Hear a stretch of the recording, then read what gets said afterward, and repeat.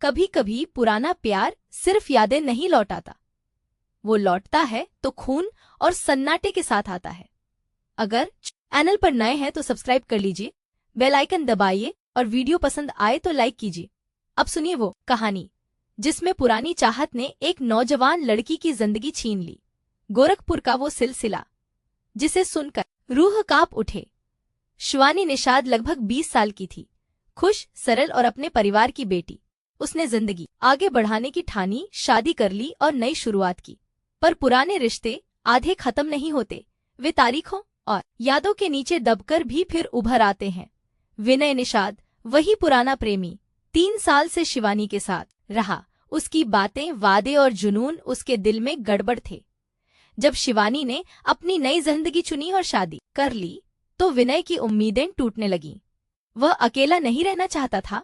उसकी पॉजिटिवनेस, उसकी जलन धीरे धीरे खामोश आग बनती चली गई।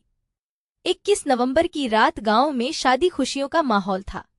मेहमान, रौनक, गीत और परिजन, सब कुछ था। शाम गुजरी, रात गहरी हुई। किसी ने सोचा भी नहीं था कि उसी खुशी के बीच एक ऐसी चीख दाफन होने वाली थी जो सब कुछ बदल देगी। बारात के रोज जैसे वैसे थकान छाई। शिवानी रात में शौचालय गई और लौटकर नहीं आई। कुछ देर बाद बाथरूम से खून भरी हालत में उसका शव मिला। मौके पर लोग हक्के बक्के, चेहरों पर सदमा, आंखों में सवाल। घर वालों की पुकार, आहें और चीखें एक दूसरे में घुल गई। पुलिस ने पहली नजर में कहा, यह हत्या है। फोरेंसिक ने जो रिपोर्ट दी उसने कहानी को साफ किया। गला रेतने के निशान, हाथों अंगूठों पर कट के निशान, संघर्ष के संकेत। किसी ने आत्महत्या की बात भी कही, पर पोस्टमार्टम और साक्ष्यों ने उसे खारिज कर दिया। सवाल उठता रहा, किसका हाथ इस कत्ल में था? कॉल रिकॉर्ड्स निकाले गए। गारंटी के तौर पर हर छोटा बड़ा सुराग पकड़ा गया। और वही सुराग, वही पुराना नाम बार बार सामने आया, विनयू। रात में हुई कुछ कॉलें और दोनों के बीच की बातें पुलिस के काम आने लगीं। जब चौंकाने वाली हकीकत सामने आई तो लोगों की धड़कनें तेज हो गईं। विनय ने चोरी छिपे नहीं, बल्कि शादी के तुरंत बाद ही मौका पाकर अपनी पुरानी चाहत को खत्म करने की कोशिश में क्रूरतापूर्ण कदम उठा दिया था। पूछताछ में उसने माना कि उसने शिवानी को रोका, उसे गले लगाया, फिर अचानक गुस्से या शत्रुता की हालत में उसने धारदार हथियार से हमला कर दिया। कुछ बयानों में कहा गया कि पहले उसने उसे गले लगाया और माथे पर किस किया। फिर वही पल बदल गया जब एक धारदार हथियार हाथ में आया और हाथ बढ़ गया। हत्या के बाद उसने किया, किन रास्तों से आया गया, किसने साथ दिया, इन सब का खुलासा धीरे धीरे हुआ। पुलिस ने उसी मौत के समय के आसपास के हर कदम ट्रेस किए। पड़ोसियों के बयानों ने भी कड़ियां जोड़ दी। कुछ ने रात को हल्ला सुना, कुछ ने किसी के भागने की आवाज बताई। डॉग स्क्वाड की मदद, सीसीटीवी फुटेज और कॉल डिटेल्स ने विनय को तंग कर दिया। संदिग्ध के घर से वही हंसिया, धारदार हथियार बरामद हुआ और उसके ऊपर खून के निशान मिले।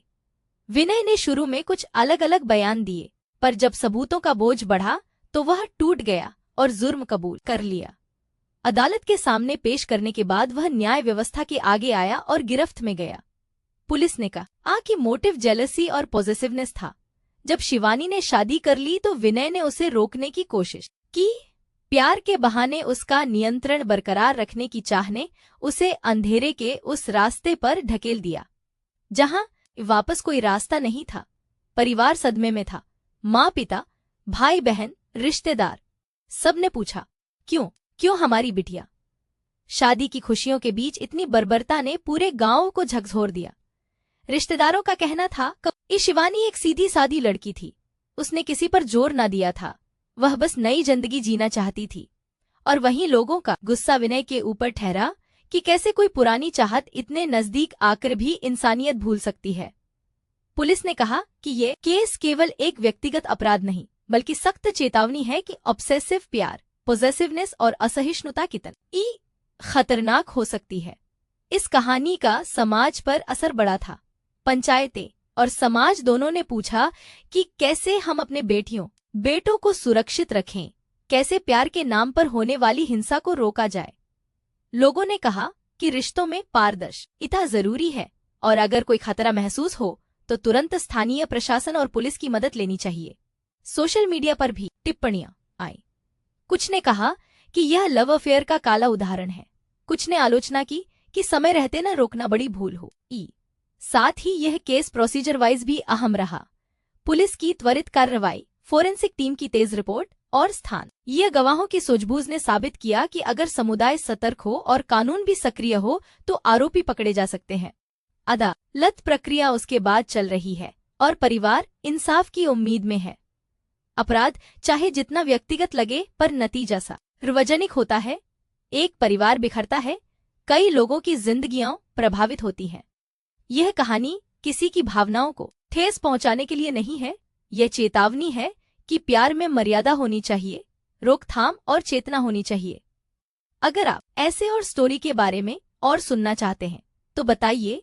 मैं case detail, police insider, postmortem की बातें और कोर्टरूम अपडेट्स लेकर अगला पार्ट बना दूंगी। सावधान रहिए, ख्याल रखिए। और अगर ये कहानी आपके लिए असरदार लगी तो चैनल को सब्सक्राइब कर लीजिए, वीडियो को लाइक कीजिए और कमेंट करके बताइए कि पार्ट 2 चाहिए या नहीं। धन्यवाद।